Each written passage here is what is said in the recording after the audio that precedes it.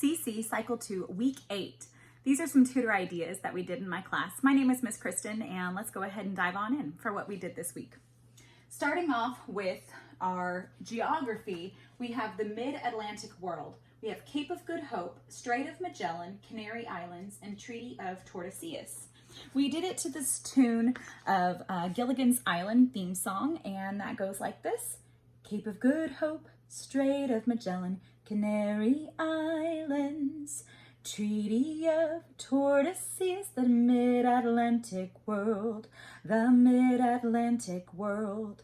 Cape of Good Hope, it's good and it's hope, and hope makes you smile, and good things make you smile, and it looks like a little smile. Right here, the Strait of Magellan, and this map is a little bit incorrect. The Strait of Magellan actually goes in between the tip and the main part, and there's a strait. Instead of going all the way around the tip, you can go through the Strait of Magellan. The Canary Islands is actually just these little 3 islands right here, not this entire islands. Treaty of Tordesillas cuts through here. So, Cape of Good Hope, Strait of Magellan, Canary Islands, Treaty of Tordesillas, the Mid-Atlantic world, the Mid-Atlantic world.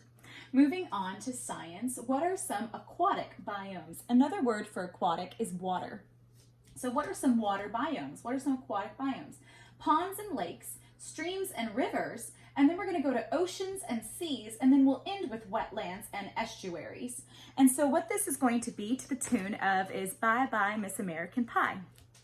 So, these are some aquatic biomes, ponds and lakes, streams and rivers, oceans and seas, wetlands and estuaries.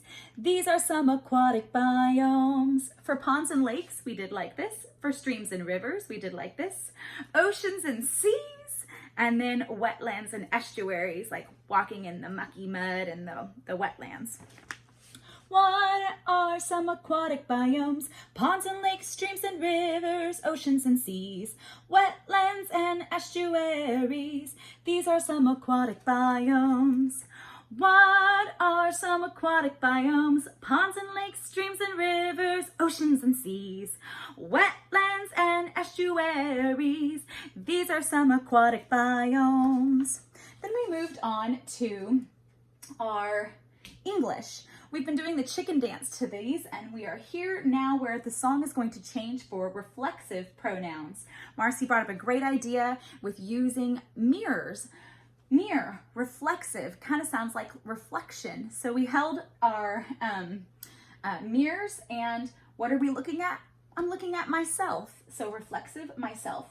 And that was reflexive pronouns, myself, yourself, himself, herself, itself, ourselves, yourselves, themselves. So what we did was we linked arms and we walked around linking arms to like the chicken dance.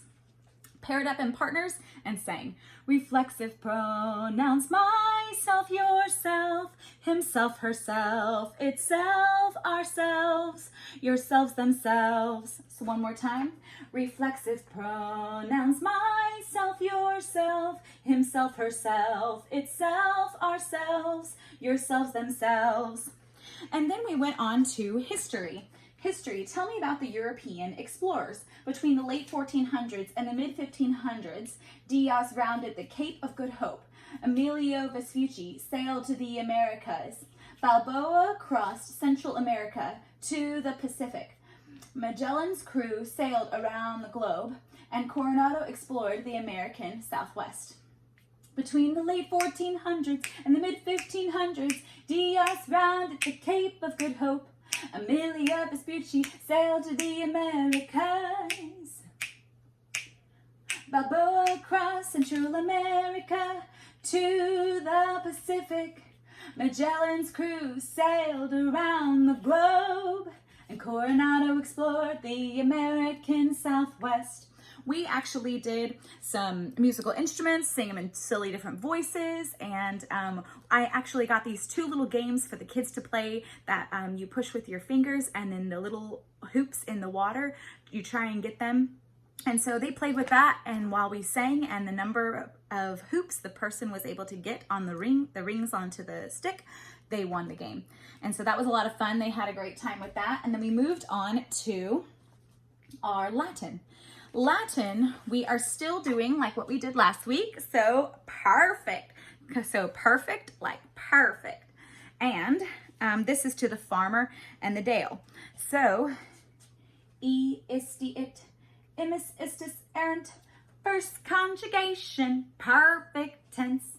Isti it, imis istis errant, first conjugation, perfect tense. Isti it, imis istis errant, first conjugation, perfect tense. And that's what we did for Latin. Moving on to our math, which was our skip counting the 14s. And this was to Camptown races. And we used little horses, and each of the kids were able to grab one of these, either do it on the board and go down, or either on the paper. So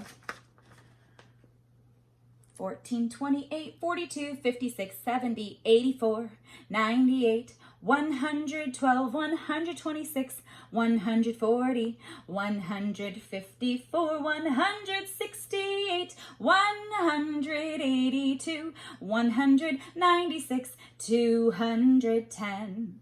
And they were also able to do that on the board.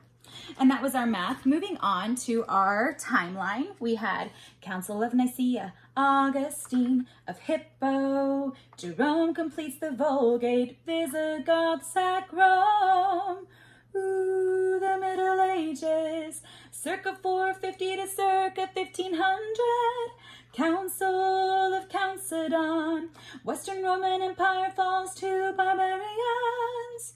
And this had a lot of moves in it, so I'm going to break it down. Council of Nicaea, Augustine. And then take your hands like a hippo of Hippo. And then Jerome completes the Vulgate. And then we have Visigoths sack Rome, V and an R. And then we'll hold our hands, ooh, the Middle Ages. And we'll do circa 450 to circa, turn your hand around to 1500. We'll do C for council, and then another C for Chalcedon. Make a W, Western Roman Empire, and falls to. And then create your hands like this, and barbarians. And the song will sound like this. Council of Nicaea, Augustine of Hippo, Jerome completes the Vulgate, Visigoths sack Rome, ooh, the Middle Ages, circa 450 to circa 1500, Council of Chalcedon, Western Roman Empire falls to barbarians. And that was our timeline. Those were all the different things that we did for this week's memory work. And then what we did in music was a lot of fun. We had our sleeping bags that we're still using, and we placed them on the floor in front of us. We put the tin whistle on top. We sang our tin whistle song, which goes like this.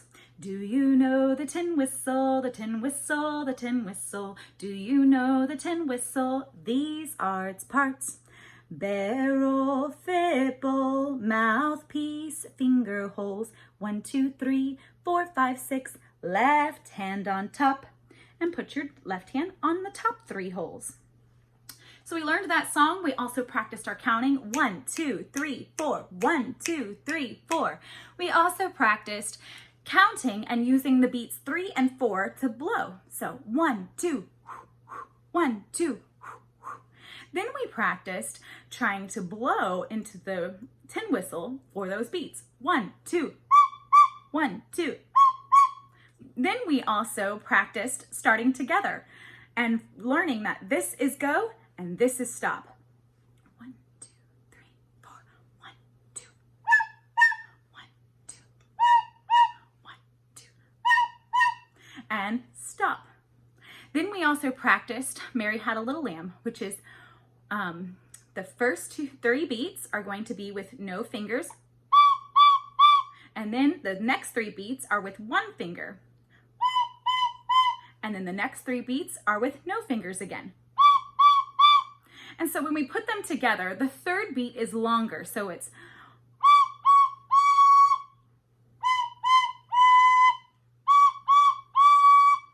and And then when we put them together, 1, 2, 3, 4.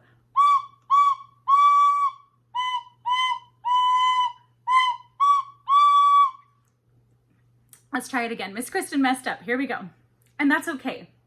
1, 2, ready, go.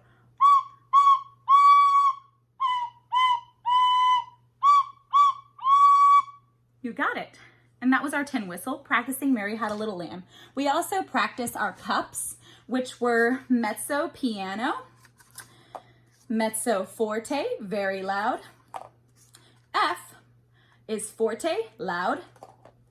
Then we learned mezzo forte, a little loud. And then mezzo piano, a little soft.